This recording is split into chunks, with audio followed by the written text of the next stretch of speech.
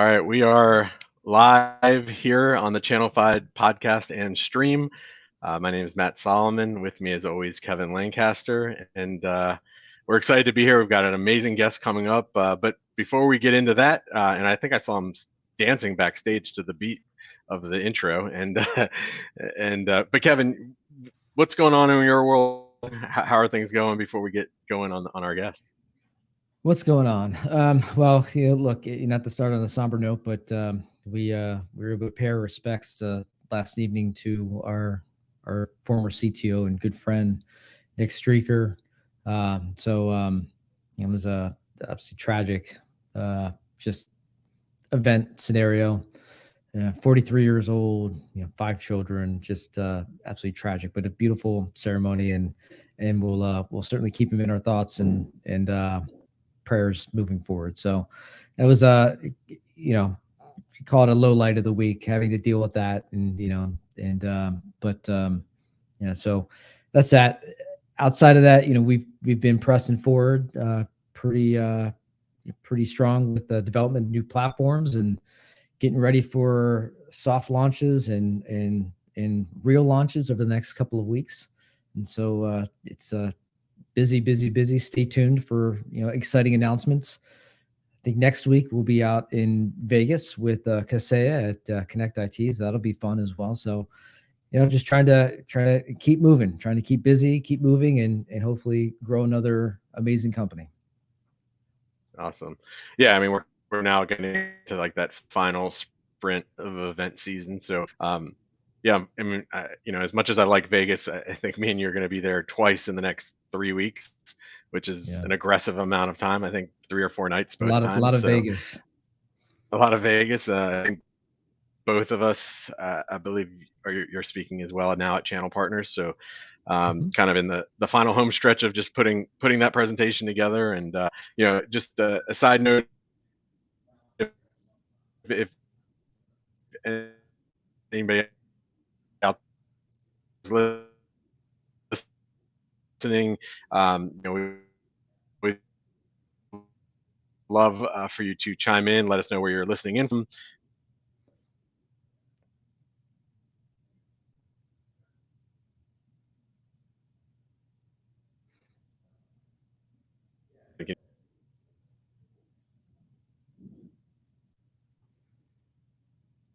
Kevin, hear me? I can hear you now. Yep. All right, there we go. All right, well, always that's always the hard thing with going live. Sometimes you get some breaks in the Wi-Fi there, but hopefully we're back on track. So kind of without further ado, and before we have any other technical issues, I want to bring in our next guest. I'll give you a little bit of an intro before I bring him on screen.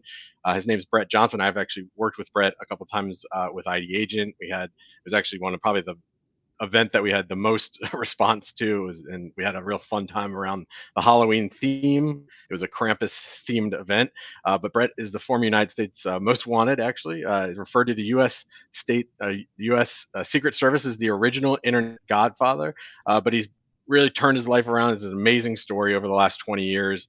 And he's really become a central person to working with different organizations on really the fight against cybercrime. So I'm going to bring him in and let him do probably a better job of introducing himself, because I mean, Brett, you have such a wild story, and it's probably a hard, to encapsulate it onto 1 or 2 sentences is not easy. But welcome to the show. Hey, Matt, Kevin, thank you for bringing me on. I was upset. I was a little worried about you coming in and out there for a second. Thought maybe the Russians or the aliens were hitting us. Wasn't quite sure. But hey, I am very grateful for you guys bringing me on. As Matt said, those who may not know me, where to begin? The United States Secret Service called me the original internet Godfather. Not a title you're proud of, I'll say that. But the reason I got the title was 39 felonies. Placed on the United States most wanted list. I escaped from prison. And the big thing, as if that's not big enough, the big thing is I built and ran the first organized cybercrime community. It was called ShadowCrew. It was a precursor to today's darknet and darknet markets, laid the foundation for the way modern cybercrime channels operate today. Needless to say, Brady here goes to prison. Not fun. Usually that's where the story ends, right? But with me, I got to tell you guys, with me, I was very fortunate through my sister, through my wife Michelle, and then finally with the help of the FBI, I was given the opportunity to turn my life around, and I did. So today, as Matt said, I lead a very blessed life that truthfully I don't deserve, but I'm very grateful to have. I speak across the planet, consult with the largest companies. I do a lot of work with AARP, have a couple of podcasts, working on a couple of books, TV show, everything else. And again, I'm just grateful to be here. Without people like Matt, Kevin, when you guys tuning in to listen today, I would probably be back in prison for about 20 years. So thank you all so much. Well, if this little show can help keep you out of prison, then we're glad to have you. So. See, that's why this show exists. That's right. Yeah. Well, in just the weirdest way, technically, Kevin, I mean, if Brett started criminal stuff on the dark web, who knows if ID agent would have ever become a thing, because he created the need, actually, unfortunately, in a weird way. He built that field of dreams. Yay! Yeah. How do I respond to that? No. Yeah. So take us through, if you don't mind, what led you down that path, and particularly like starting out on Tor or dark web, darknet, however you want to describe it. Sure. What was that leap into creating your own market, and what's the driver behind that? It's kind of interesting that you asked that question, because it's not a simple answer. The answer is that the people, I was there, and I had a lot of criminal associates. When ShadowCrew was busted, we ended with 4,000 people. Of those 4,000, 60 to 70 were competent. They arrested 33. But the reason that ShadowCrew comes into being is that it solves a problem that needed solving from the criminal side of things. So, and my entry, let's backtrack to my entry. Mm-hmm. I'm a lifetime criminal. I started committing crime when I was 10 years old. 10. I'm from Eastern Kentucky. My mom was a criminal. I didn't really know that. My dad was a good man. He just he loved my mom so much, he was scared of losing her, so he would co-sign on to whatever she wanted to do, abuse, crime, what have you. My mom leaves my dad. We moved back to Eastern Kentucky, and she used to go out and party a lot. She was very negligent toward me. I was 10, my sister Denise 9. She'd leave us at home for a few days at a time, and I'm the kid that I get the worst part from my mom and my dad. And I say that all the time, but I truly do. My dad, I get this fear of being abandoned, of the people that I love leaving. My mom, I get that criminal mindset, which, hey, resulted in everything I do today. But that fear of being abandoned is what drives me a lot, of people that I love leaving. So mom would leave for a few days at a time. I'd be the guy that posted, the kid that posted up at the window, see if she's coming home. Denise was the kid who just got angry. So this one time, my first crime, we didn't have any food in the house. Denise walks in one day. She's got a pack of pork chops in her hand. And I'm like, where'd you get that? And she's like, I stole it. I was like, show me how you did that. So she shows me how she shoplifts. And I'm like, hell, that's the best idea ever. Let's do that. So we start stealing food. That turns into clothes, toys, jewelry, music, everything else. Mom comes home, finds out about it, asks where it came from. I'm the kid who stands up and tries to lie. She's like, no, you didn't find that stuff. My sister stands up. We stole it. My mom looks at my sister, show me how you did that. And she starts running us as little shoplifters. Not only that, but she goes to get her mom to join us as well. That's my first crime right there. And I'm not saying, it may sound like I'm trying to say that my upbringing resulted in my choices as an adult. They didn't. As a kid, you can't help what the adults have you do. But as an adult, it's your choice if you're going to commit crime or victimize someone. So I chose to do that. My sister had the exact same upbringing that I did. She never did anything other than that shoplifting. She goes off to be a teacher, a good parent, good citizen. Me, I was just the kid who kept going.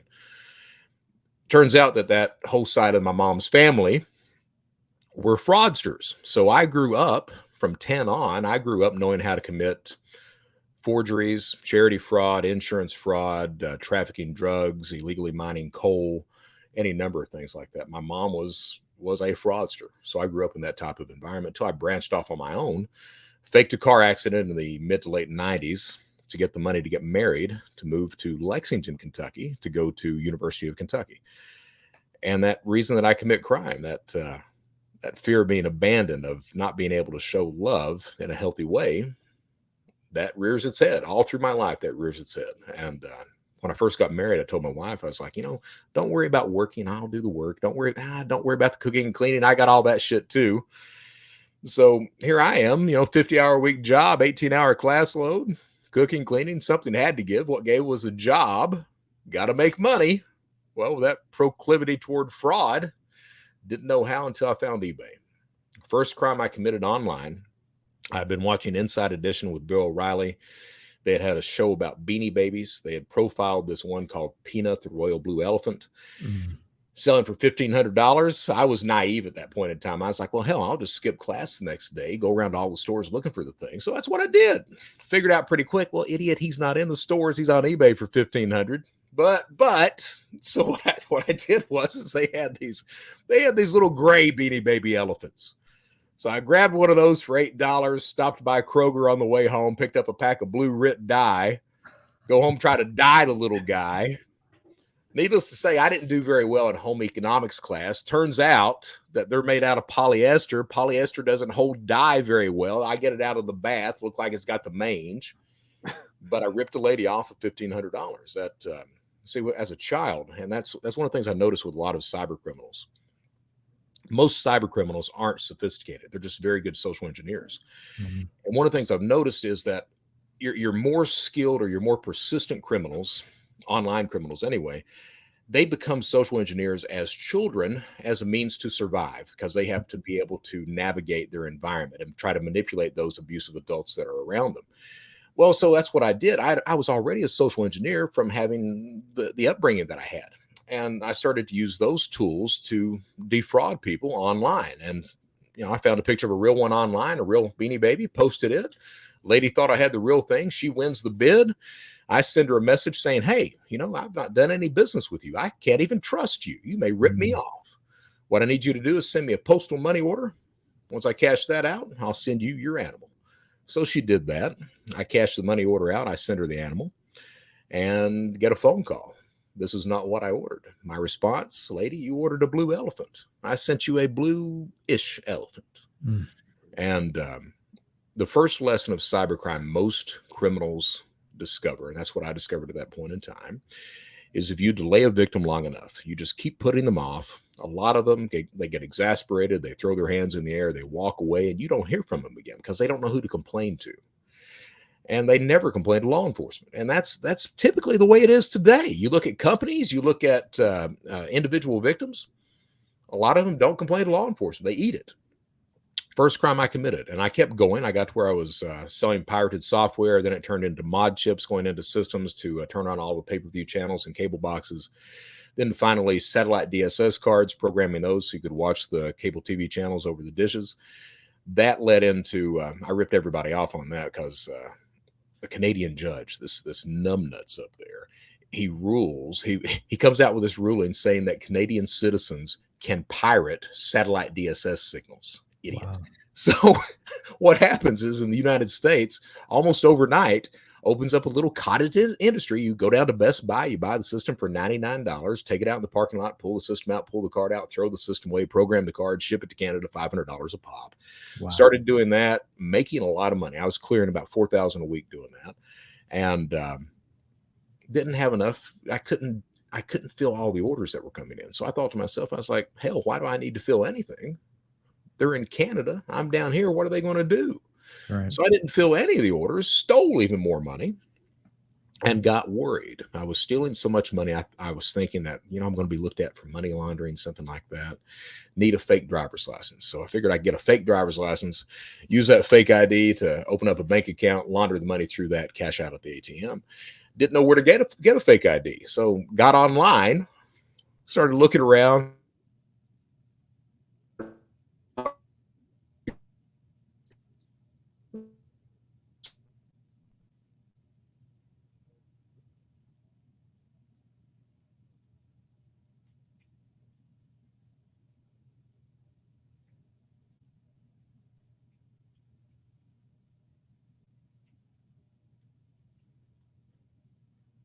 Did we lose audio?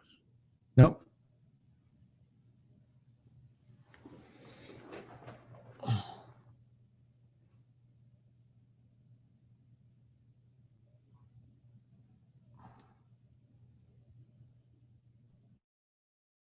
Kevin, are you hearing Brett? I'm not hearing. I'm not hearing Brett. Okay. All right, we may have lost him, so we'll see if he come. Look, hopefully he'll pop back in. So pretty fascinating stories already. He's the man of many stories. Let's see, he's coming back in here. All right. It's fascinating. I mean, it's absolutely fascinating. Are we back? The influence, the early childhood influence, how it creates and snowballs and snowballs, a personality, a person like that. Yeah. Brett, you're able to hear us now? I can hear you. Can you hear me? Yeah, we can hear you. Now, was that on my side or was that on your side? I'm just wondering who's attacking who here. We don't know. Look, I don't know where I left off, but the advent of ShadowCrew, to really appreciate why that comes into being, there are three necessities to committing online crime. Those three necessities are gathering data, committing crime, and then finally cashing it out. All three necessities have to work in conjunction. If it does, the crime fails. The problem is that a single guy, one criminal, can't do all three things. He has to, he can do one, sometimes two, but not all three. So he has to rely on other criminals to fill those gaps where he has a deficit. So, for example, and you see this model in play all the time these days. That's the reason the marketplaces exist. They are the data gatherers, all right? And you go on the forums, you see the money mules there. That's the third necessity of cybercrime, cashing out. Because a lot of the times, if you take stimulus fraud, for example, you've got a lot of these fraudsters that aren't in the United States. They're in Brazil, they're in the Ukraine, some place like that. Well, guess what? They can gather the data. They can even commit the crime. But can they cash out those unemployment funds? No, they cannot, because they're in the Ukraine, they're in Brazil. What do you think, even the state of California, what do you think the state of California is going to say if they see some idiot withdrawing a weekly unemployment check in the Ukraine? No, they're going to shut the account down. So you have to rely on people to fill those gaps when you can't, either because of skill or because of geographic area. So those three necessities are important. For you to really network with a criminal, you have to be able to trust that criminal. And that is where ShadowCrew comes really into play right there, because ShadowCrew provided a trust mechanism for criminals to use. See, before ShadowCrew, and there's actually three sites. There's Counterfeit Library, ShadowCrew, and then finally Carter Planet. Carter Planet was built by Dmitry Golubov, Ukrainian national, pretty much the advent of modern credit card theft as we know it today. The first two sites, though, Counterfeit Library and ShadowCrew, I ran the forums on both of those. So before those two sites come into play, the only real avenue you had to commit some sort of organized online crime was an IRC chat session. This rolling chat board. You had no idea who the hell you were talking to, if you could trust them, if they were who they claimed to be, if they had a product or service, if it worked, if they really had it, or if they were just going to rip you off because everyone there was a criminal. ShadowCrew solved that. Now you had a large communication channel and a forum type structure where people from different time zones could take part in conversations days, weeks, months old. They could reference the conversations. They could ask questions. They could look at the person's screen name and just tell by the person's screen name if that person were trustworthy, what the skill level of that person was. We had escrow systems in place, vouching systems in place, review systems in place, all with the singular purpose of allowing one criminal to trust another when they would never meet each other, never know what each other looks like, never know each other's real name, anything else. That's why ShadowCrew comes into play.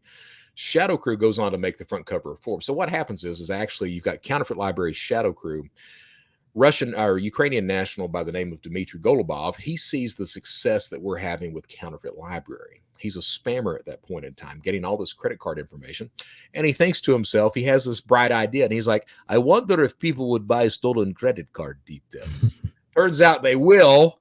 So he picks up the phone. He calls his buddies. They call their buddies. They actually have a physical conference in Odessa. 150 of these cyber criminals show up, and they hatch the idea for Carter Planet.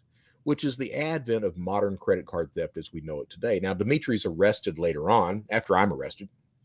Dmitry is arrested. He's held in a Ukrainian jail for, I think, 6-8 weeks.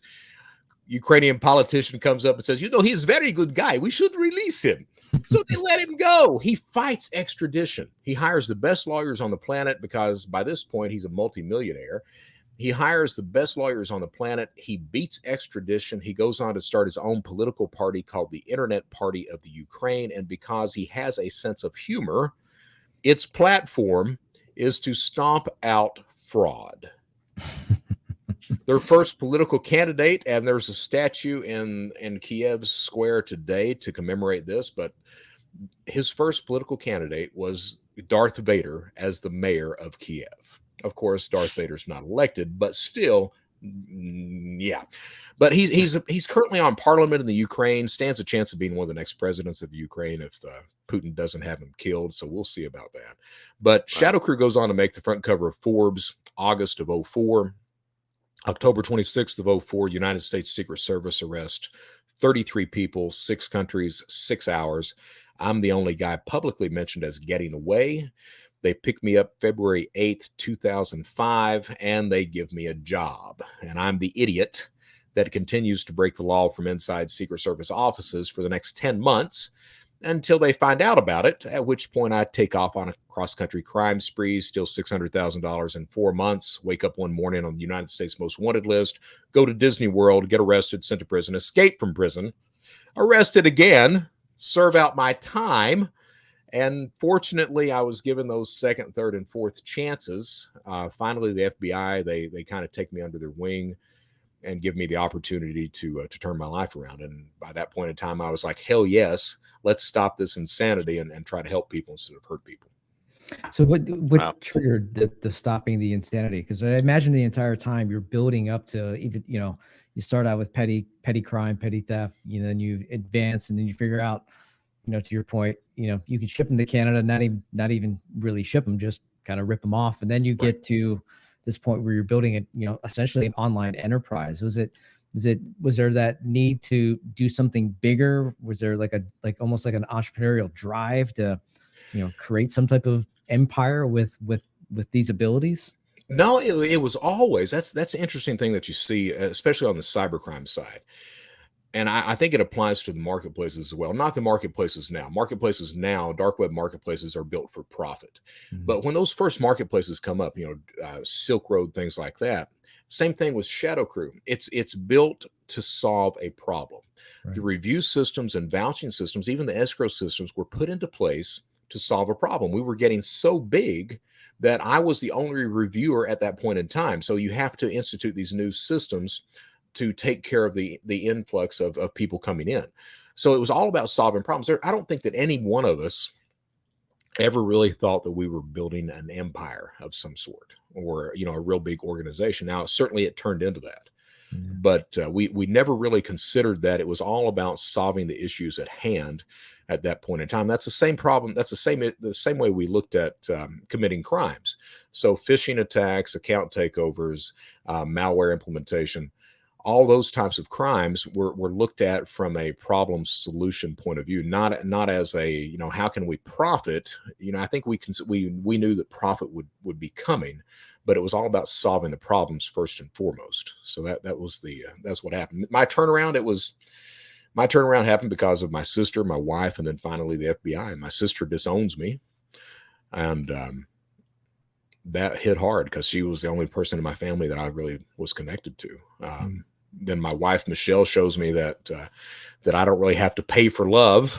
And then finally the FBI, they kind of validate everything for me. This agent by the name of Keith Malarski, I sent him a message on LinkedIn and he responds within 2 hours, takes me under his wing and starts giving me references and advice. And from there, I consciously kind of built this safety net. I started surrounding myself with every single law enforcement officer that I possibly could because I figured they'll be looking at me, so I'll be less likely to do anything. Your support group. Yeah, it was a support group. So I consciously started to reach out and started to build this support group of, hey, these are kind of the watchers to begin with. Well, those watchers end up being friends of mine, and I'm friends with a lot of law enforcement these days. I speak at a lot of law enforcement conferences. I go into Quantico twice a year when the world's turned on and talk at the CISO Academy there. I get to work with the best people on the planet. For some reason, you know, I've built, it's weird, man. This former criminal has law enforcement members as friends. I have CEOs as friends, just people who respect me. And I really never thought I'd have that. I really didn't. You know, I thought that at the best I could go out and speak some, but you know, these days I'm fairly well regarded, and I'm damn grateful for it. I'm kind of speechless about it, but I'm damn grateful for it. Sounds like they should have a Catch Me If You Can part 2. part 2. Brett Yeah, Johnson. Part 2. Well, we can dig up Peter Sellers and he can play me. Yeah, we're certainly glad to have you working on quote unquote the good side, I guess, or whatever you want to call it. Yeah. But you know, and you fill an important need, which is they have to understand how criminals are thinking. So that's Right. such an important perspective. So I guess to kind of fast forward now to today, right? You know, what are, you know, a lot of our audience are small business owners and technology vendors. What are the biggest threats that you see, either that are currently happening or on the horizon? You know, those threats, man, that's the thing, right? I mean, it was almost happening before the pandemic, before March of last year. It was almost happening before then, but certainly the pandemic sets it off. You know, this huge entry of new criminals coming into the environment. Because if you look at that platform of cybercrime, and it is a platform these days, if you look at it, an individual who wants to engage in some sort of online criminal activity, credit card fraud, refund fraud, maybe trying to do ransomware attacks or something like that, that person doesn't need to really know anything. He can buy off-the-shelf products. He can engage with people who know how to do it, and they'll train him on how to do it. So he doesn't really need to know anything in order to profit. That's really big when you think about it, because typically, you know, historically, a criminal had to have skills, had to grow up like I grew up, committing crimes, knowing how to social engineer people, bam, bam, bam, bam, bam. These days, you don't need to know that. You know, refund fraud, if you're looking at merchants these days, refund fraud, eating merchants alive. Yeah. And the problem is that the people who are engaging in these crimes, they don't need to know anything. They don't need to know how to do drop addresses. They don't need to know how to hide their identities. They don't even need to know how to do the refund fraud. They can pay some guy 7 to 15% to do it for them. So you've got all these platforms into place that allow criminal activity to explode. And it is exploding. I mean, when ShadowCrew shut down, when the Fed shut it down in 2004, we ended with 4,000 members. Fast forward to 2017, when Alpha Bay is shut down by worldwide authorities. They end with 240,000 members. Go a couple years after that, 2019, you've got Black Market, another dark web marketplace that shuts down, 1.15 million members. And that's before the pandemic. So the pandemic hits, all of a sudden you've got the government. They're desperate, and desperation causes poor choices. So you've got government officials are desperate because they know the economy is going to belly up unless they put some stimulus money into play. They need to make sure these businesses are propped up. The 38 million Americans that are going to be out of work, they need to make sure that these people are able to pay some bills and feed themselves. So they start to put stimulus money out there, but they're desperate to get it out quickly. So they put it out there with no security in place. Oh. So what happens? Of course, what happens is you get fraudsters that understand that, hey, easy enough to steal that money. They're basically giving it away. The only thing you need is someone's PII. You need a social name, date of birth. Runs back then, it was $2.90. Today, because there's such demand, it's $6.70. So you get all these people that start to steal money. Then they start to brag about it. The news starts to report about it. Well, all these people that are out of work, a lot of people who usually wouldn't commit crime, now they're sitting there going, they adopt that attitude that I used to have. I'm going to do whatever it takes to feed my family. That justification, all right? And I'm not hurting anybody. I'm just stealing money from the government.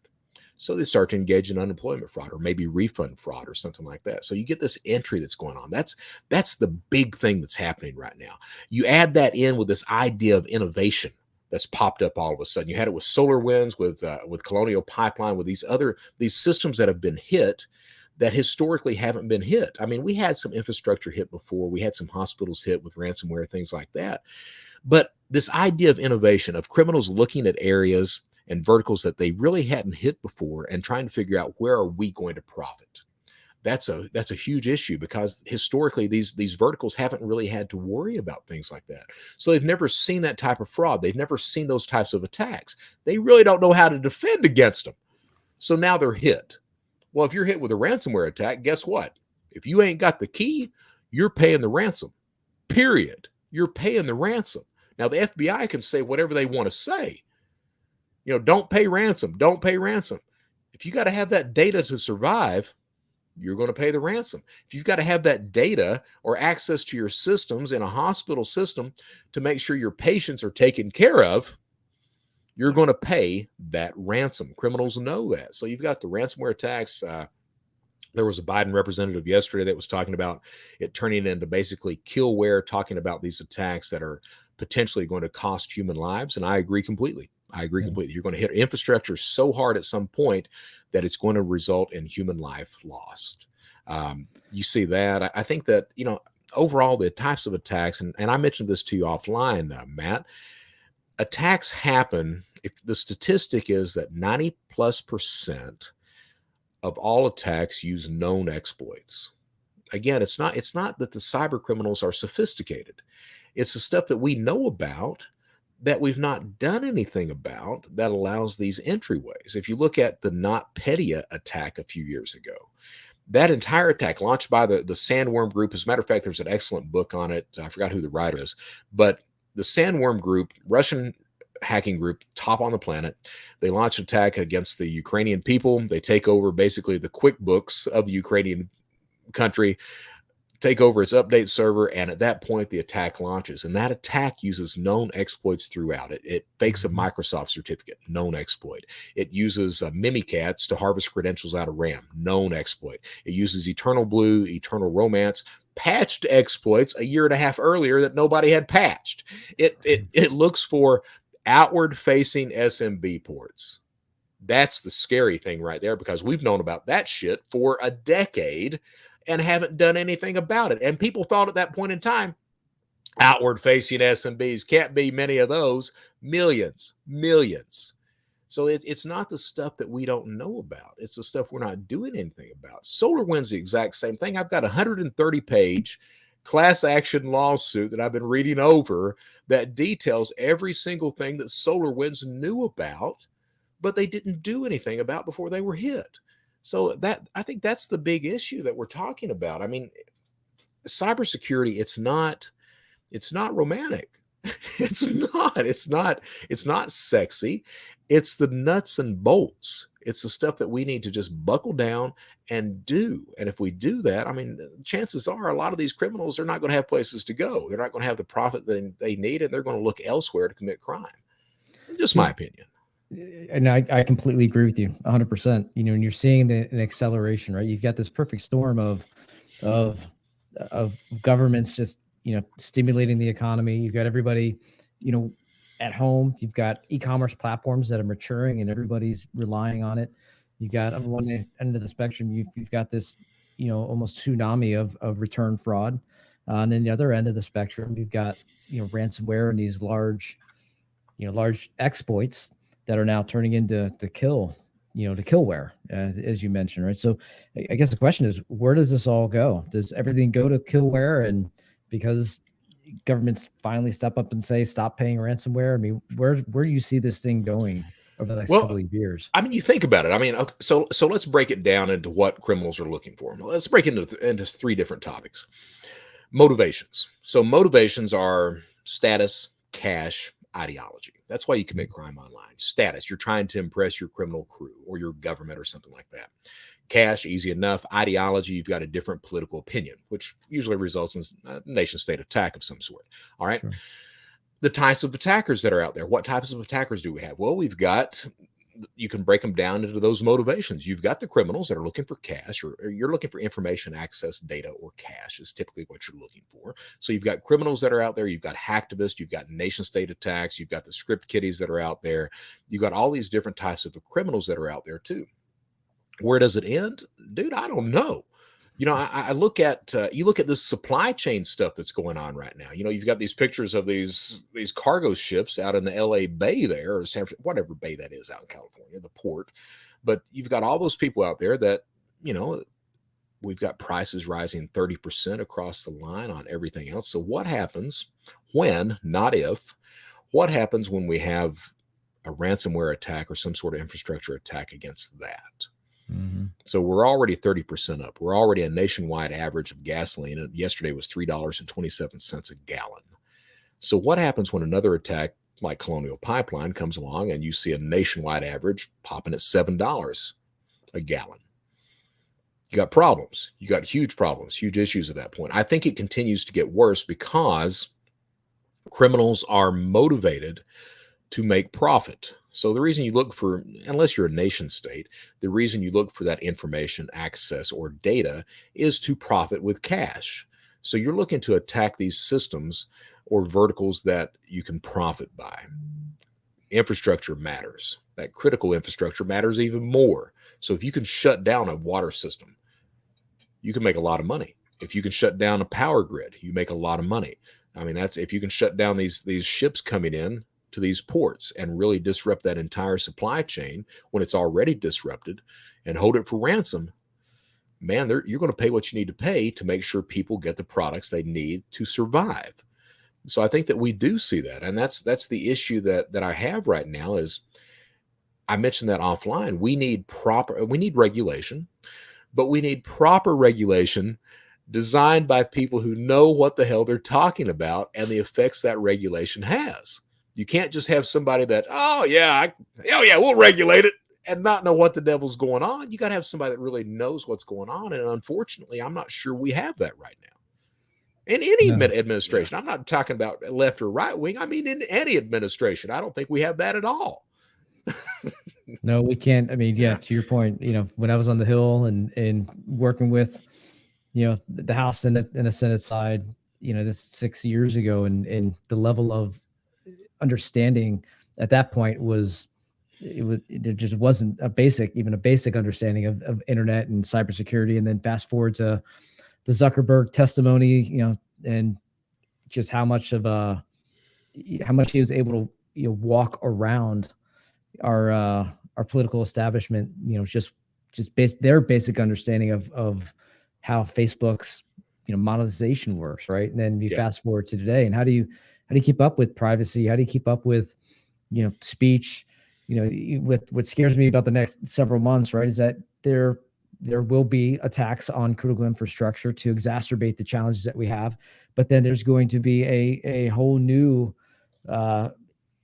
crop of criminals that are try to exploit the fact that little Johnny or Susie wants something for Christmas. They're not going to be able to get it because of supply chain and the amount of fraud that's going to start occurring on these platforms that says, hey, I have the next Beanie Baby, is going to be astronomical. Right? I mean, it's going to happen. We're now in Christmas season. Yeah. These parents are wanting to get the toys or whatever the hell that is, a PlayStation 5, Xbox Series X for their kid. They're not wanting to pay scalper prices like they were last year of $1,300 to $1,900 for a PS5. So now you've got these guys that are maybe listing these things online. Mm-hmm. You throw one on eBay, you throw one on Craigslist, Facebook Marketplace. Hey, I've got it for $700 or $500. Yours. So you've got somebody that's desperate. They want it. Are they going to fall for that? Yeah, you're going to have, it's a numbers game. At the end of the day, it's a numbers game. You're going to have a number of people that say, yes, my kid needs it this bad. I have to have it. What do you need? Well, you can pay me by Venmo. It goes through the bank system. Pay me by Venmo or pay me by Cash App, one of these payment services where you pay them, the money's gone. Yeah, the money's gone. You convert it over to cryptocurrency immediately, and you walk away, and you've got profit. And that's the low end of things. Mm-hmm. The problem is you've got a lot of desperation out there right now. On the good guy side, it used to be the criminals who were desperate. It's no longer that way. Now the desperation's on the good guy side. We're desperate for the economy to come back. We're desperate. you've got, what was it, last month we had 4.3 million Americans quit their jobs because of fear of COVID and everything else like that. You've got grocery prices going through the roof. I mean, there's a real concern. I think there's a real concern out there about the economy right now. And the economy, it's like, I forgot who it was, but whoever it was that said it's the economy, stupid. I mean, there's a lot of truth to that. Americans want to work. We need to provide for our families, and you're going to have a lot of people out there that are desperate to do that or result of criminal activity to do that. And you've got criminals out there that know that and are going to feed upon that. So I think it hits us upon, not just the low-level refund fraud, but the high-level critical infrastructure attacks and everything else at the end of the day. I think it's a real concern. I really do. Yeah. It worries me. So Brett, before we wrap things up, for the MSPs that are out there, or small business owners that are listening, October's Cybersecurity Awareness Month, and people can feel however they want to feel about that. It obviously needs to be an ongoing thing, but October. Yeah, but it's an opportunity where people really emphasize it.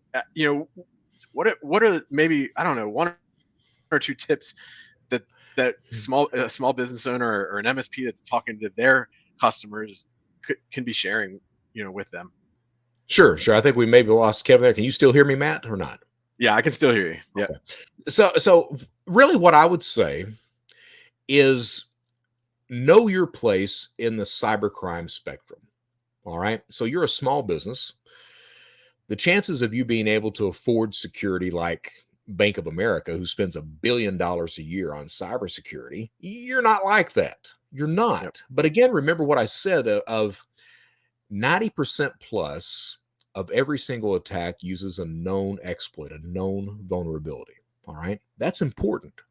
Now, you as a small business, that threat map, that landscape is so big, a small business really can't cover it all. So you've got to rely on a service that does it to you. Okay. A managed service provider, you've got to rely on that. That's the problem. It's not a problem, but that's what you have to do, is you have to rely on that. What I would say is, make sure that your security provider is one that is competent in doing that. And you've got a lot of institutions out there, a lot of companies that are very good about doing that. But don't try. That's the sad thing. Because I really like people to handle their own security. Small businesses don't have money to do that. And I would say don't even try it, because when you try it, you're going to have holes that are wide open that criminals are used to walking through. Period. You're going to have that. So you have to rely on a security provider. Reach out and find one. I mean, there are some very good ones out there. Very good ones. That'd be my advice right there, without naming names or anything else like that. Yeah, no, we certainly appreciate it. And then we appreciate you coming on the podcast. I mean, as I said, we did that Krampus event. I don't know, now it's like 2 years ago or something. But I know, it's like, yeah, we had so much great feedback about your presentations. I definitely wanted to bring you on here. For those that are listening and might be interested in maybe hiring you for a keynote, or I know you have a podcast. What's the best way they can reach you? Best way you can reach me, you can find me on LinkedIn. I'm always on LinkedIn. Brett Johnson. You can search Google for Brett Johnson Cybercrime, or you can go to my website, www.anglerfish, ANGLER, P as in Paul, HISH, www.anglerfish.com. You can find me right there, and we can go from there. And here's the thing. If you're an individual, I do not charge individuals. I do not charge law enforcement. I don't charge educational organizations. I believe in doing a lot of stuff for free. Now, if you're a business, hey, I got to eat too. All right. But that being said, if you've got a problem, reach out to me. I will help you any possible way that I can. I mean that. All right. So other than that, stay safe out there and stay vigilant. It's important to know the threat landscape and be aware of everything that's happening. Absolutely. And I queued up, I do have the Anglerfish podcast. So I put that Sweet. up there so people can go check you out there as well. But Brett, thank you so much. We'll let you go, and then we'll kind of wrap things up here, but we really appreciate the time today. And I know the audience will appreciate it as well. Matt, Kevin, thank you so much. Thank you, Brett. Thank you. Incredible background. Yes, that's probably the first time you've heard him, I believe, correct? Yeah, in that much detail, and it's interesting to see, the early childhood, how it shaped him, and he had his, I guess, moment of clarity, and he's on the right track. That's cool, very cool to see. Absolutely. So yeah, I mean, we appreciate everybody's taking the time. We want to continue to bring in guests like Brett. People not necessarily in the MSP industry, to really try to bring value. To hear different voices that are all part of the bigger landscape. We're going to continue to try to do that. And Kevin, I think we're actually going to launch the podcast pretty soon here, like the audio version of this pretty soon here. So we're getting real close to that. So Yeah, and lots this new office will be fully wired here, I think, next week, so we don't have to deal with these stupid technical difficulties that we've had here over the last couple of shows. So, and we'll finally get the damn wall painted back there, because that seafoam green is just not cutting it anymore. No, probably not. It actually matches the map, though. I just realized it matches the map, some of those states up there. So I don't know. Maybe you'll keep it. Who knows? Well, anyways, well, so we appreciate everybody listening in, and stay tuned for a great episode next week. Thanks, Kevin. Thanks. Yep.